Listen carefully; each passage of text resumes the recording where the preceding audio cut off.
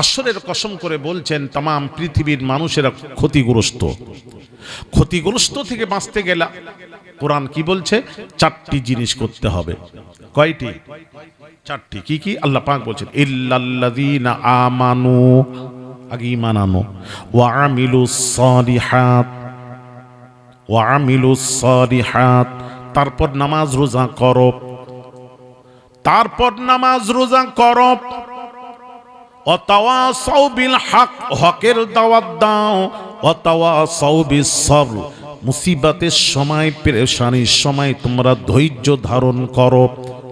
আল্লাহ আগে নিয়ে এসেছেন ঈমান, তারপর আমল, তারপর নামাজ রোজা। বিসমিল্লাহির রহমানির রহিম। والتين والزيتون وطور سينين وهذا البلد الأمين لقد خلقنا الإنسان في أحسن تقويم ثم رددناه أسفل سافلين إلا الذين آمنوا أجيمانو وعملوا الصالحات তারপর নামাজ রোজা আমল করো। তাহলে আগে কিসের কথা বললেন? আবার আমল, ঈমান। ওইটা বোঝাচ্ছি, আমি বোঝাচ্ছি, বোঝার চেষ্টা করুন, ভালো লাগবে আপনাদের। আগে ঈমান আনো। ঈমান হলো 1 আর আমল হলো 0। ঈমান হলো 1, আমল হলো 0, নামাজ রোজা হলো 0। আপনার কাছে ঈমানের 1 আছে, যেই আমল করলেন, নামাজ পড়লেন, 1-এর পাশে একটা 0 বসিয়ে দেওয়া হয়। কত হলো? 10 আছে। আবার একটা ভালো কাজ করুন, ভালো কাজ হলো 0, 10-এর পাশে আরেকটা 0 বসান, 100 আছে। আবার একটা ভালো কাজ করুন, ভালো কাজ হলো 0, 100-এর পাশে আরেকটা 0 বসান, 1000। এই তো ছেলেরা, 1000 আছে। আবার একটা ভালো কাজ করুন, ভালো কাজ হলো 0, 1000-এর পাশে আরেকটা 0 বসান, 10,000। আবার একটা ভালো কাজ করুন, ভালো কাজ হলো 0, 10,000-এর পাশে আরেকটা 0 বসান। চুপ হয়ে গেলি কেন? বলে হুজুর ওখানে পৌঁছায়নি, আর একটু সময় হতে দিন। হ্যাঁ, 1 লাখ কিভাবে জাম করছে দেখুন। এবার আসুন, ঈমানের একটা সরিয়ে দিন, মানে ঈমান নেই, মানে 1 নেই, একটা সরিয়ে দিয়ে আপনি নামাজ রোজা করুন, নামাজ রোজা 0, আমলটা হলো 0। যত আমল, খালি নামাজ নয়, নামাজ রোজা হজ যাকাত যত আমল, এগুলো হলো 0। তাহলে একটা সরিয়ে যদি 0 বসাতে বসাতে বসাতে বসাতে কোথায় পর্যন্ত বসাবেন? ভাঙড় পর্যন্ত বসান, নাহলে সোনপুর পর্যন্ত বসান, যেখানে হোক বসান। হ্যাঁ, কি হবে? সব 0। ওই জন্য বোঝাচ্ছি তো, আগে তো ঈমান, আগে হলো সর্বপ্রথম হলো মূল জিনিস। মূলটা যদি আপনাদের আমাদের ঠিক থাকে, এটাই বোঝাতে চাচ্ছি আজকে, মূলটা যদি ঠিক থাকে, আর এর মধ্যে যদি আমলের মধ্যে ত্রুটি বিচ্যুতি হয়, এদিক ওদিক করে, আল্লাহ করে ক্ষমা করে শাস্তি দিবেন। হ্যাঁ, নামাজ না পড়লে শাস্তি আছে, আল্লাহ রসুল বলেছেন। নামাজ যদি না পড়ে না, অনেকেই দেখেন ঈমান এনেছে, নামাজ পড়েনি, এরকম আছে না নেই? এর সংখ্যাই বোধহয় বেশি, বোধহয় নামাজ রোজা করে নিয়ে সংখ্যাই বেশি। হ্যাঁ, এটা কি হবে জানেন? নামাজ রোজা তো করতেই হবে, ঈমানের সাথে নামাজ রোজা যদি অ্যান্ড হয়ে যায় তাহলে তো নূরুন আলা নূর। এবার অনেকেই ঈমান আনার পর নামাজ রোজা করেনি, তাহলে কি হবে দেখেন, কি হবে ভালো করে বুঝুন। নামাজ রোজা না করার জন্য আল্লাহ রাসূল বলেছেন, মান তারাকাস সালাতা মুতাআম্মিদান ফাকাদ কাফার। ফাকাদ কাফার, যে ব্যক্তি জেনে শুনে নামাজ ছেড়ে দিল, কাদ কাফার, সে কাফেরের কাজ করলো, কাফের নয়। কাফের নামাজ পড়ে না, মুসলমান নামাজ পড়ে, সে কাফেরের কাজ করলো, কাফের নয়, কাফের নয়। রাসূল বলেছেন নামাজ না পড়লে, যারা পড়ছে না, অনেকেই যারা পড়ছে না, নামাজ পড়ছে না, ঈমান এনেছে, নামাজ পড়ছে না, কিন্তু ইমাম নবীজি বলেছেন কাদ কাফার, সে কাফেরের কাজ করলো, কাফের নয়। নামাজ যদি কেউ ছেড়ে দেয়, রোজা না রাখে, কবিরা গুনাহ করলো। কবিরা গুনাহ মানে বড়, সবচেয়ে বড় গুনাহ করলো।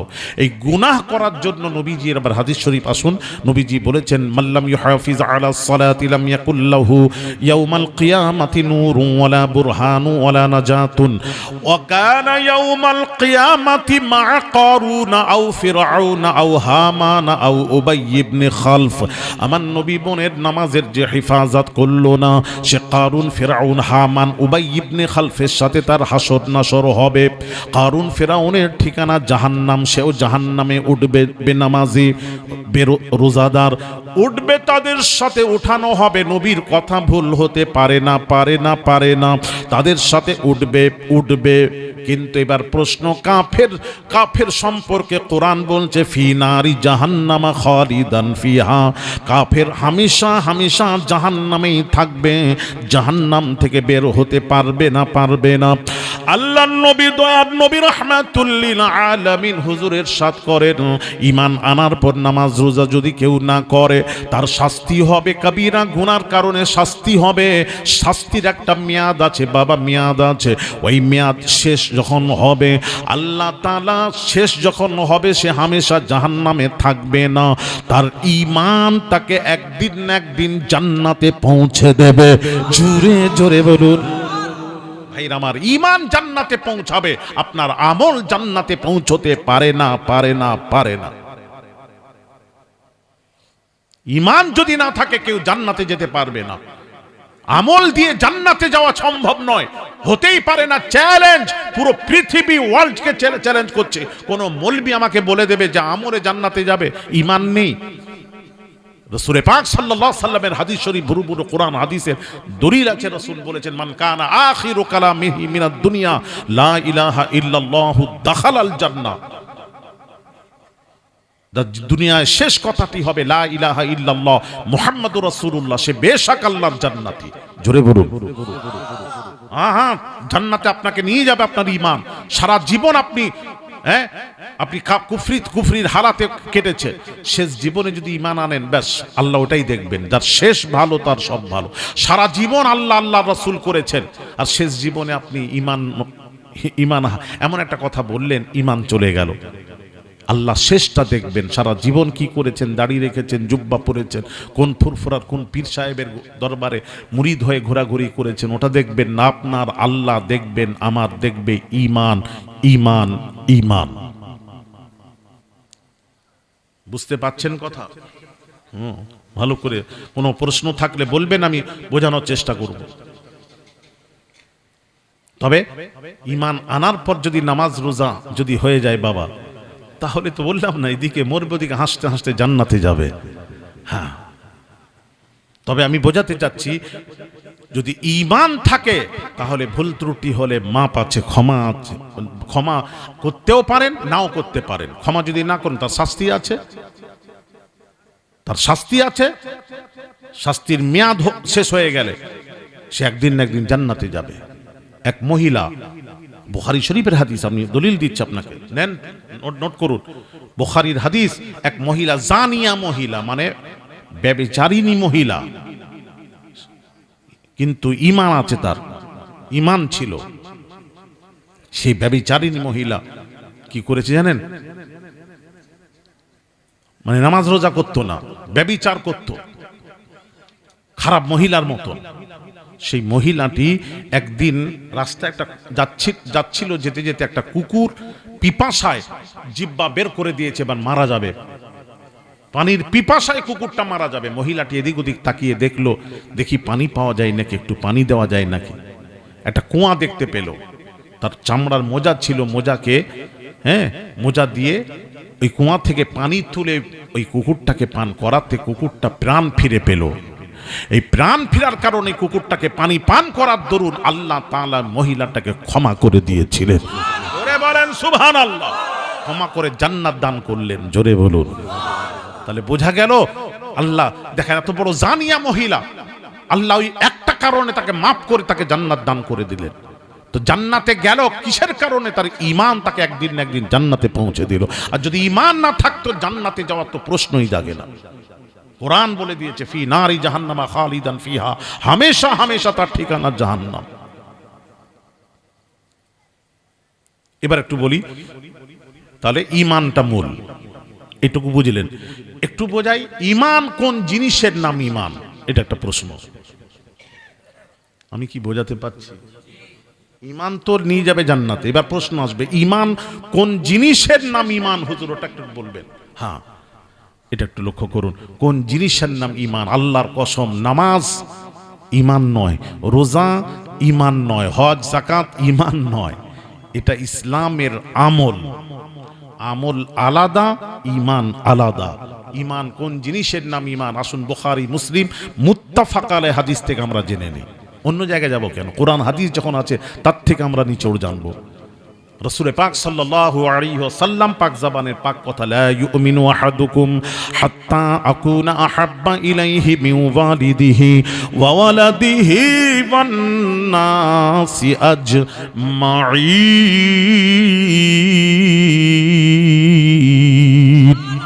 আল্লাহ রাওয়াহুল বুখারী ও মুসলিম মুত্তাফাক আলাইহি হাদিস। নবীজি বলেন লা ইউমিনু, মুমিন হতে পারবে না ওই ব্যক্তি যে নাকি বিবি, ছেলে, টাকা পয়সা, আত্মীয় স্বজনকে আমি রাসূলুল্লাহর চেয়েও বেশি ভালোবাসলো, সে কখনো মুমিন হতে পারবে না, পারবে না, পারবে না, পারবে না।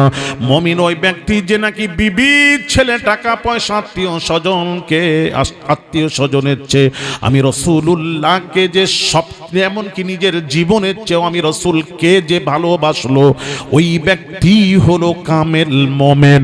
জোরে জোরে বলুন। মোমেনের শর্ত হলো রাসূলুল্লাহর মুহাব্বত, আহলে বাইতের মুহাব্বত, তাজিম ও তাকরীম ও আদব। বুঝতে পাচ্ছেন? হ্যাঁ, মোমেনের শর্ত। ঈমান আনার পর, কলমা পড়ার পর, মুসলমান হওয়ার পর সবচেয়ে আপনাকে আপনার করণীয় হচ্ছে সবচেয়ে বেশি ভালোবাসতে হবে নিজের জীবনের চেয়ে রাসূলকে ভালোবাসতে হবে, নিজের জীবনের চেয়ে। আর আজকাল তো জীবন তো দূরের কথা, বিয়ে করেছে মাশাআল্লাহ, যে মেয়েকে বিয়ে করেছে সে বুঝতে পারবেন ভিআইপি মহিলা। মুসলিমের মধ্যে যে ভিআইপি আছে না একটু ক্যাটাগরি, কি বলেন, একটু কিছু এরকম মুসলমানও আছে এই ক্যাটাগরির, হ্যাঁ, ভিআইপি মুসলমান, ভিআইপি ক্যাটাগরির। ওসব এই দেখেন টুপি, জুব্বা, দাড়ি এগুলো পছন্দ করেন না।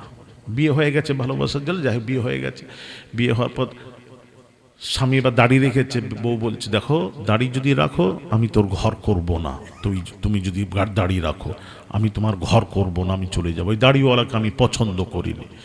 স্বামী বলছে বাবা দরকার নেই, আমার বউ থাক। সেলুন দোকানে বসে বলল, জোরে বলুন না সুবহানাল্লাহ। দেখেন দাড়ি কাটছে বলে সুবহানাল্লাহ। এদেরকে মানুষ করতে আমি পারলাম না, আমার বয়স এতদিন হলো, সত্যি আপনাদের পারলাম না, আমি হেরে গেলাম সমাজে। এতেও সুবহানাল্লাহ। আমি তো ওইটাই তো বলছি, দাড়ি কাটছে সেলুন দোকানে, বলে সাফ করে দাও, বউ বলেছে সাফ করে দাও। বউকে রাজি করাতে হবে। এখানে রাসূল নয়, এখানে নবী নয়, আমার বিবিকে রাজি করাতে হবে। আস্তাগফিরুল্লাহ আযীম। এরকম আছে না নেই বাবা বলো?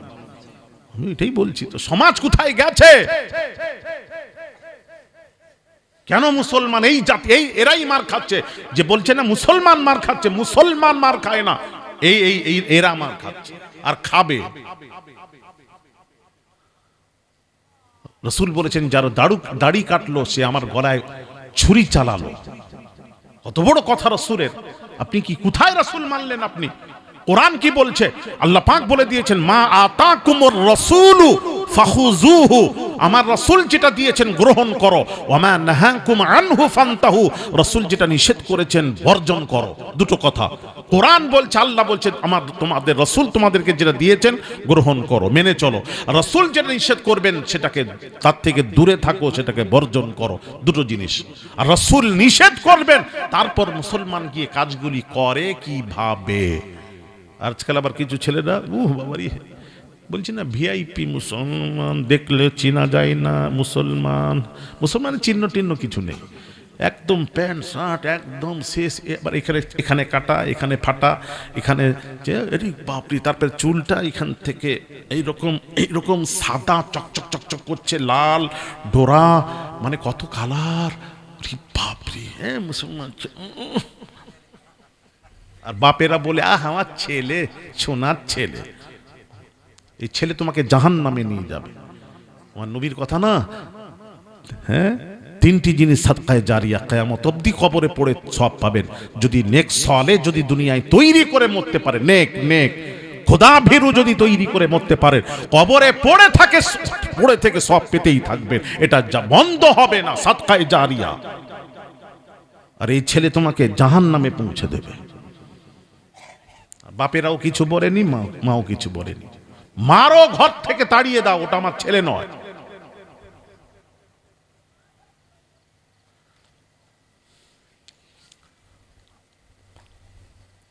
নামাজ নেই, রোজা নেই, নেই, হ্যাঁ, নবীর তরিকা নেই যাদের মধ্যে, বের করে দাও, ঘরে বলে দাও যে তুই আমার ছেলে নয়। আসলে যারা রাসূল বোঝে না তাদের ব্যাখ্যা আলাদা, যারা রাসূল বুঝেছেন তাদের ব্যাখ্যা আলাদা। এই জন্য ব্যাখ্যার মধ্যে পার্থক্য। অনেকেই আমাকে বলেন, হুজুর নামাজের কথা আপনি বলেন, খুব কম বলেন। আমি নামাজের কথা বলি না, নামাজ তো মাস্ট পড়তেই হবে। কিও পড়তে হবে কিনা, আমি যদি আজকে নামাজের কথা বলতে পারলাম না, এর মানে এটা নয় যে হুজুর নামাজ বলেননি মানে নামাজ পড়া যাবে না। এটাই তো, নামাজ তো মাস্ট, বললেও পড়তে হবে, না বললেও, এটা ফরজে আইন, এটা মাথায় রাখেন। আমি ওটা কথা বলছি না, আমি বলছিলাম যে নামাজ এক শ্রেণীর, ঠিক আছে, খালি ইসলামের নামাজটা মূল জিনিস নয়, আরো তো কিছু আছে না, খালি নামাজ আছে। আমি সেদিনই বলছিলাম, আপনারা যে নামাজ করছেন, হ্যাঁ, ইসলামে কোরআনে কি বলছে, আগে যদি কোরআনে দেখাতে পারেন নামাজ, আপনি নামাজের কথা বলেননি কেন? অনেক জায়গায় আপনার এই রাজারহাটে জলসা এলাম, সেখানে একজন বলল হুজুর নামাজের কথা বলেন। আমি বলবো নামাজের কথা পরে হবে, বলবো না, নিশ্চয়ই বলবো। তো কোরআন যেটা বলছে সেটা বলবো। কোরআনে কিন্তু নামাজের কথা আগে যদি থাকে আমি আগে বলবো, কোরআনে যেটা আছে সেটা আগে বলবো। কোরআনে কি আছে? নামাজের কথা আগে নেই, কোরআনে নামাজের কথা আগে নেই। কোরআনে কি আছে? কোরআনে আছে ঈমানের কথা। আপনি দেখান, লড়াই নয়, কোনো আলেম ওলামা আমার বার্তা পৌঁছে দিন। কেউ যদি আমার থেকে অনেক জাননেওয়ালা আছে তার কাছে আমার বার্তা পৌঁছান। আমি তো আশেপাশে গোটা ভারতবর্ষ ঘুরি, কোনো মৌলবি আমাকে দেখিয়ে দেবে, আপনি নিয়ে এসে আমাকে দেখাবেন। কে মৌলবি আছে দেখাবে, কি হাদিস নাম্বার কি আছে আমাকে দেখাবে, দেখিয়ে দিক যে কোরআনে আল্লাহ পাক, হ্যাঁ, কোরআনে অমুক জায়গায় আল্লাহ পাক নামাজের কথা আগে বলেছেন, এক জায়গায় দেখিয়ে দেন। নেই তো, দেখাবেন কি? ভাইরা আমার বাবাজির, আল্লাহ পাক কোরআন পাকে ঘোষণা করেন, ইল্লা মান তাবা ওয়া আমানা ওয়া আমিলা আমালান সালিহা। কোরআন কি বলছে আগে শুনুন। ইল্লা মান তাবা, আল্লাহ পাক বলছেন তওবা করো। কোরআন বলছে আগে তওবা, তারপর ওয়া আমানা। প্রথম স্টেজ হলো আমানা, ঈমান আনো। প্রথম স্টেজ কি? ঈমান আনো। ঈমান আনার পর ভালো করে ওয়াজটা বুঝবেন, বুঝলেই মার খাবেন না। আজকাল ওয়াজ যা হচ্ছে তো বোঝাই যাচ্ছে। তো আমি যেখানে জিজ্ঞেস করি প্রশ্নের উত্তর দিতে পারেন। আল্লাহ কোরআনে বলছেন ঈমান আনো, ওয়া আমিলা আমালান সালিহা, তারপর নামাজ পড়ো, রোজা রাখো, হজ করো, যাকাত দাও, আমল করো। আমলকে পরে নিয়ে এসেছেন, ঈমানকে আগে নিয়ে এসেছেন। বিসমিল্লাহির রহমানির রহিম। ওয়াল আসর ইন্নাল ইনসানা লাফি খুসর